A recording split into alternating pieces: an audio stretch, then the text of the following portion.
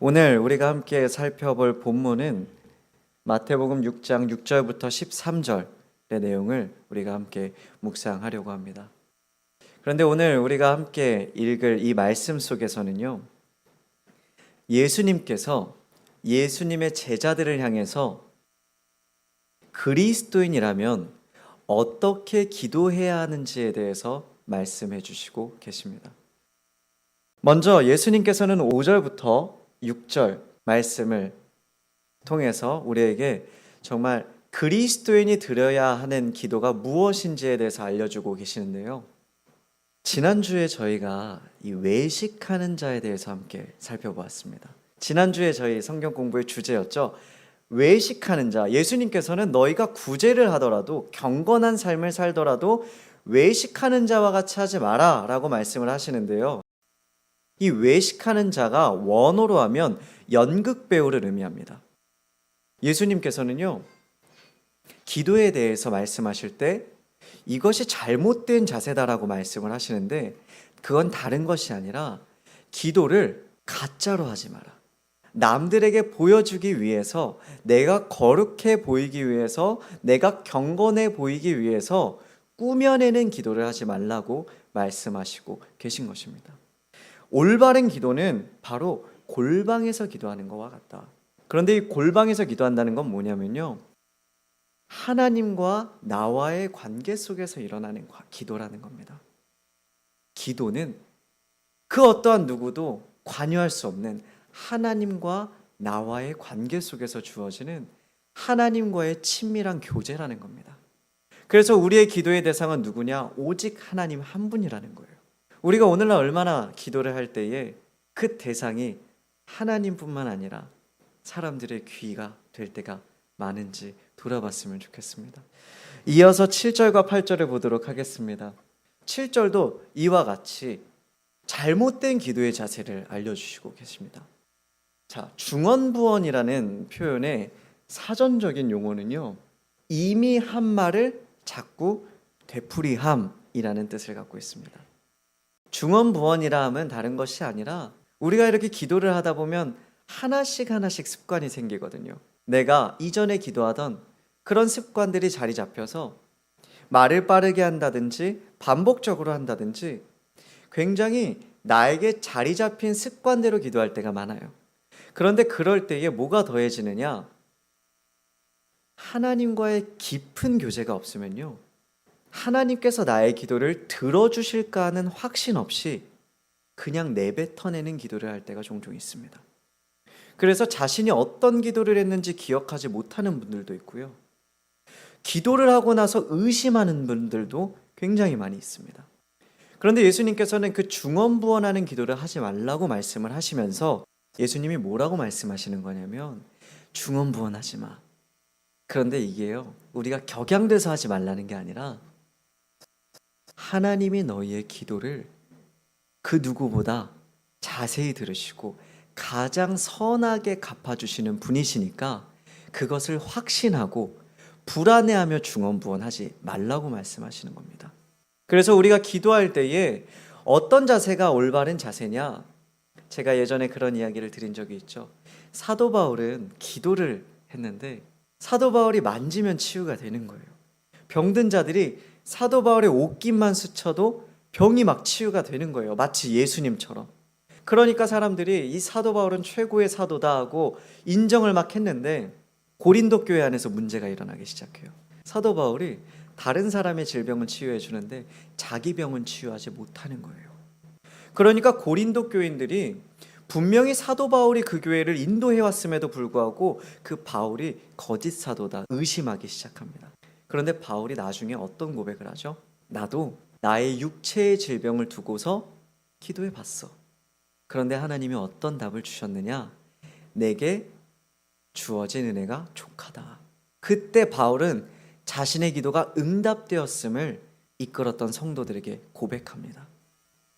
우리가 기도를 한다는 건요, 내가 바라는 것을 기도하는 것도 있지만 내가 기도했을 때에 그 누구보다 선하시고 그 누구보다 위대하신 하나님께서 나의 부족한 기도를 가장 선하게 응답해 주실 것을 믿고 나아가는 것. 이것이 바로 기도입니다. 이제 예수님께서는 이렇게 기도의 올바른 자세들을 알려주셨어요. 자, 이제는요, 그 자세를 가지고서 그리스도인이 드려야 하는 기도의 올바른 내용의 메시지가 9절부터 10절 펼쳐져 있습니다. 예수님께서 가르쳐 주신 기도의 가장 먼저 되는 핵심의 내용은 바로 하나님 나라입니다. 예수님께서 알려주신 하나님의 나라에 대한 내용을 깊이 묵상해 보면 그것보다 더 큰 의미라는 것을 우리가 깨닫게 됩니다. 그런데 그게 뭐였죠? 하나님 나라는 장소가 아니라 하나님께서 통치하시는 곳이 바로 하나님 나라다. 그런데 예수님께서는 기도의 내용에 가장 우선이 되는 것이 무엇이냐? 바로 그 하나님 나라가 임재하기를 구하는 것. 9절 어떻게 예수님께서 말씀하셨죠? 그러므로 너희는 이렇게 기도하라. 하늘에 계신 우리 아버지여, 이름이 거룩히 여김을 받으시오며 하나님의 이름이 거룩히 여김 받기를 기도합니다. 그리고 나서 10절에서 나라가 임하시오며, 이 나라는요 바로 하나님 나라예요. 그리고 뜻이 하늘에서 이루어진 것 같이 땅에서도 이루어지이다.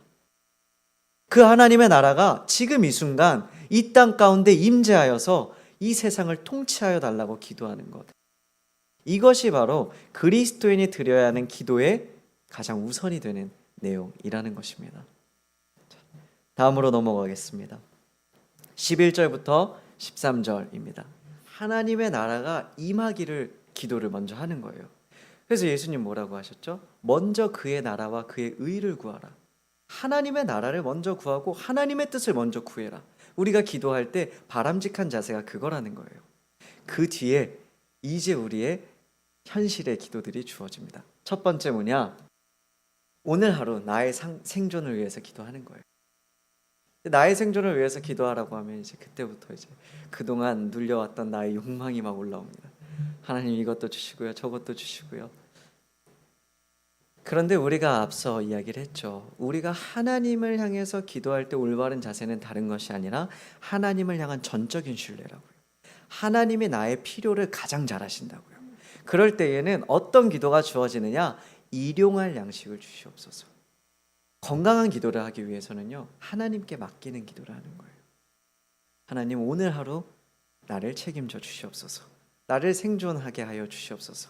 그러나 주님이 뜻하시는 대로 주님이 나에게 필요해 보이는 만큼 채워 주시옵소서. 바로 기도하는 것이 첫 번째 내용입니다. 자, 두 번째 내용으로 넘어가겠습니다.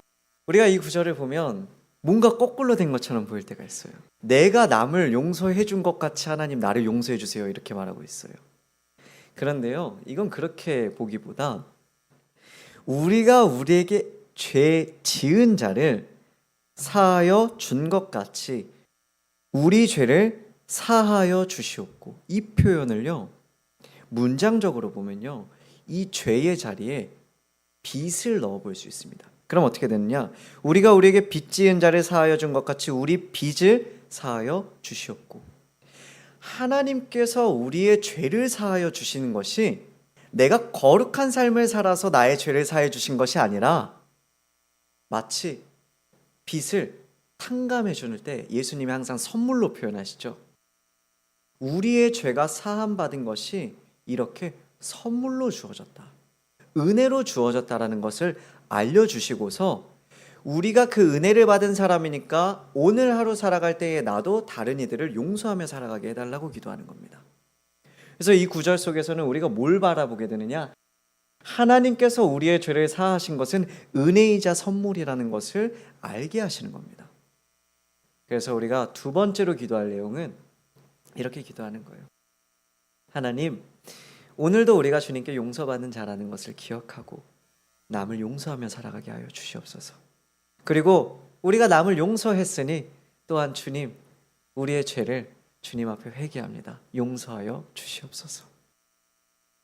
바로 이런 기도를 우리가 매일 드려야 하는 것입니다.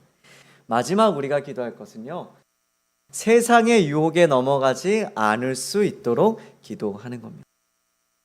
초대교회 성도들이 믿음이 굳건해서 승리했을까요?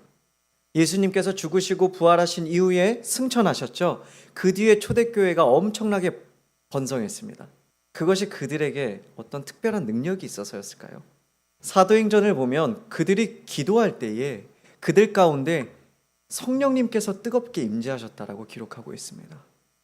그것을 통해서 성경은 우리에게 뭘 말하느냐? 그리스도인들이 그리스도인답게 살아가고 그리스도인들이 교회를 세워 나아가기 위해서는 그 무엇보다 그들 안에 성령님이 내주하셔야 한다는 것을 성경을 통해서 우리에게 말씀하시고 계신 것입니다.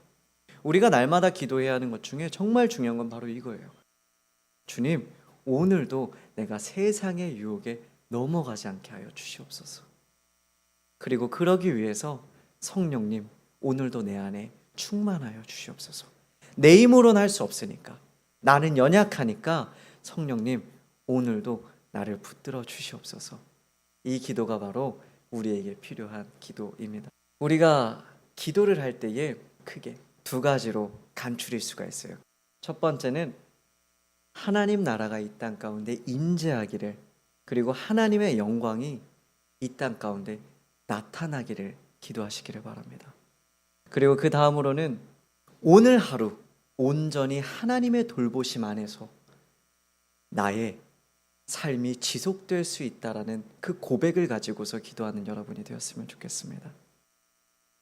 우리 기도 제목이 세 가지였죠. 무엇이었죠? 일용할 양식을 주시옵고, 그 다음에 무엇이었죠?